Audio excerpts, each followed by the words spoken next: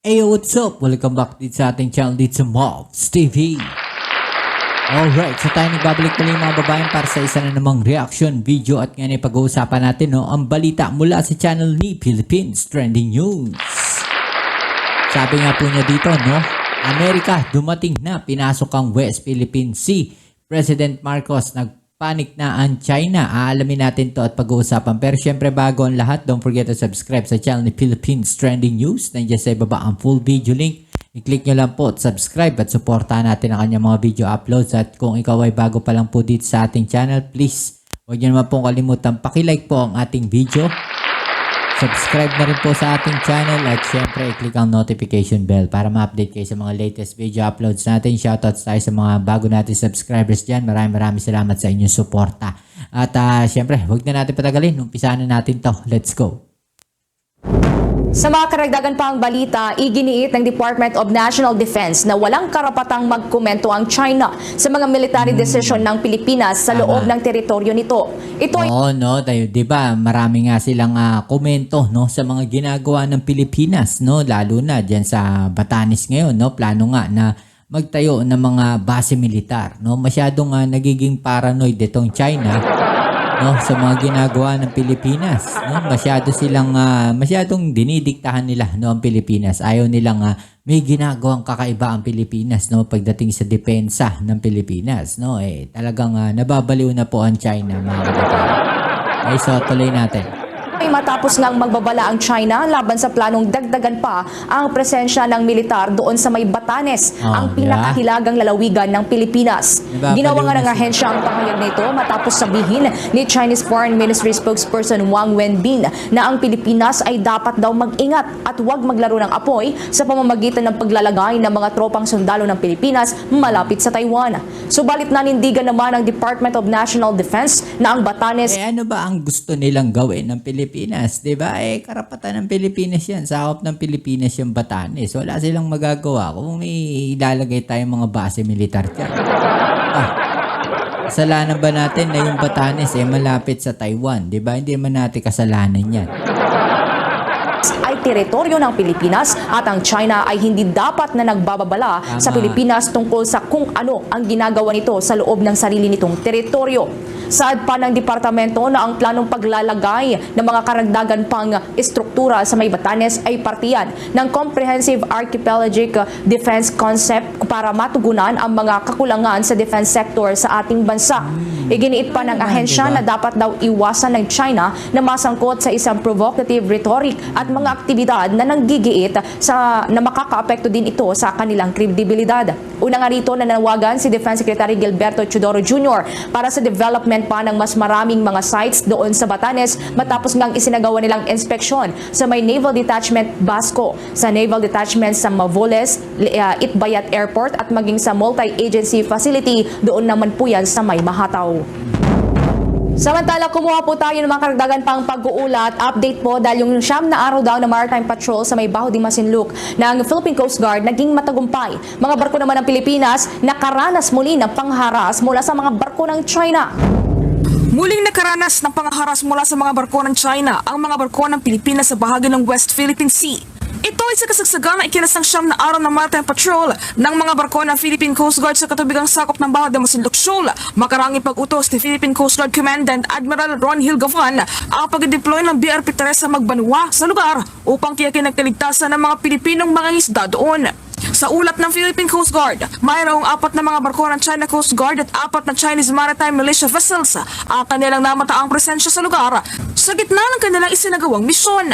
Ang mga barko ng China Coast Guard ay nagsagawa ng shadowing sa mga barko ng Pilipinas nang nasa mahigit 40 beses kung saan ang pinakamalapit ay nasa 176 meters distansya mula sa barko ng ating bansa. Bukod dito ay 4 na beses ding nakaranas ng dangerous at blocking maneuvers ang BRP Teresa Magbanwa na malinaw na pagbabaliwala sa panig ng China ng Conventions on the International Regulations for Preventing Collisions at Sea. Kaugnay nito ay muli ring nagkapalitan ng radio challenge ang Philippine Coast Guard at ang Chinese Coast Guard. Samantala, gayon pa man na naging matagumpay pa rin ang misyon ng Philippine Coast Guard sa naturang lugar, kung saan nakapag-monitor to ng nasa 100 Pilipinong mangingisda at 14 na Filipino fishing boat. Namahagi rin ng Philippine Coast Guard ng mga food packs at groceries bilang pagtulong sa mga kabuhayan ng mga ito, maging sa kanilang pamamalaot sa Baho de Masinloc na bahagi ng traditional fishing ground para sa mga Pilipinong mangingisda.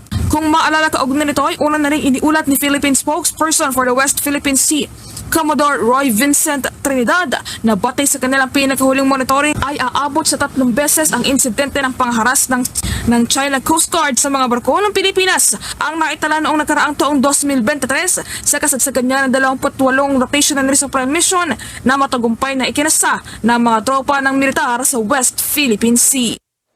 So, ayun nga mga sangkay, siguradong mababaliw na naman po ang China. Sa balitang ito, isang aktibidad po dyan sa West Philippine Sea or sa South China Sea na hanggang ngayon isa pong malaking gulo ang naidudulot dito po sa Asia. Ngayon, ito po yung balita mga sangkay. Mukhang nagkaroon na naman po ng sanib puwersa itong mga Amerikanong sundalo at Pilipinas. Kaya talagang manggigigil dito itong China na naman, mga sangkay. And I'm sure, alam naman na po nila ito ngayon, mga sangkay. Naging matagumpay ang isinagawang ikatlong Maritime Cooperation Activity ng Armed Forces of the Philippines at ng United States Indo-Pacific Command. Ayun na nga, mga sangkay. Ay nako, sigurado yan. Itong China magre-react na naman kung ano na namang pananakot ang gagawin ng mga yan, mga sangkay. Kasi nga po, mukhang madidihado na naman sila dyan sa nangyayari sa West Philippine Sea. Sabihin na naman nila na labag ito sa aming ganito. Labag na naman ito sa aming ganito. Labag ito sa ano namin. Hindi dapat kayo nagsasama. So, warningan na naman yung Pilipinas, pambihira. Ayon pa rin ang bilateral activity na mapaigting ang commitment ng Pilipinas at ng Amerika sa pagpapanatili ng security at stability sa Indo-Pacific region. Okay. Lumahok sa nasabing maritime cooperation ang BRP Gregorio del Pilar ng Philippine Navy. Gayon din ang kanilang AW-109 naval helicopter, habang ginamit naman sa panig ng Estados Unidos ang USS Gabriel D. Fords ng US Navy. So ano lang pala, mga sangkay, no? Walang ibang kasaling bansa. Pilipinas lang at saka Amerika. Iyak na naman ngayon ng China. Niisip ko na naman, ano na naman ngayong statement na ilalabas ng China ngayon dahil po sa ginawa na namang joint maritime activity ng Pilipinas at Amerika. Asartalo pa naman yan sila, mga sangkay, pagdating sa US. Ayaw na ayaw po talaga nila. At ang pagkakaalam ko, last year pa po, sinasabi na po ng Pilipinas, yung PCG natin, na marami nga pong maraming mga bansa mula sa West ang nais na makisama, makilahok dito sa tinatawag na Joint Maritime Activity ng Pilipinas sa West Philippine Sea. So ito, ngayong bagong taon, mga sangkay, mukhang ito lang po ay pasimula. Masusundan at masusundan pa po ito. At ang MH-60S Seahawk helicopter, kabilang sa mga activities na isinagawa ang passing at communication exercises. Gayon din ang division tactics, watch maneuver at photo exercise. Okay. So, ayun na nga, mga sangkay. Eto, binalita din po ito ng PTV. Tingnan po natin yung report nila, mga sangkay. Tagumpay daw po ang inilunsad na ikatlong maritime cooperative activity sa West Philippine Sea ng Amerika at US. Nagbabalik ang PTV Balita Ngayon. Tagumpay na nailunsad ng Armed Forces of the Philippines at United States Indo-Pacific Command ang ikatlong Philippine-US Maritime Cooperative Activity o MCA sa West Philippine Sea kahapon. Sabay na naglayag ang BRP Gregorio del Pilar at AW-109 helicopter ng Philippine Navy at ang USS Gabriel D. Fords ng US Navy. Magkasama rin silang lumahok sa advanced planning at maritime communication operations sa loob ng ating exclusive economic zone. Alam niyo, mga sangkay, pagdating po sa taktika, okay? Huwag na po muna natin intindihin yung lakas ng mga bansa. But when it comes to strategy, ang Amerika, mga sangkay, ay malupit po dyan. Remember nung World War II, hindi ko alam kung alam nyo po yung kwentong ito, kung paano po nila ginulangan si Hitler ng US at ng Allied Forces. Ginulangan po nila mga sangkay hindi sa pamamagitan po ng malalakas na pandigma. Ang ginawa lamang po ng Amerika, ginulo lamang po sa loob. Meron din po silang ginawa, mga sangkay, itong Amerika, na taktika against Japan. Kung hindi ako nagkakamali, ito po ay yung Midway na story kung paano po inutakan ng Amerika itong Japan doon sa dagat. Ang akala ng Japan, lulusob po o sasalubong itong Amerika, buong pwersa. Ready po ang Japan, mga sangkay. Malakas po sila noon eh.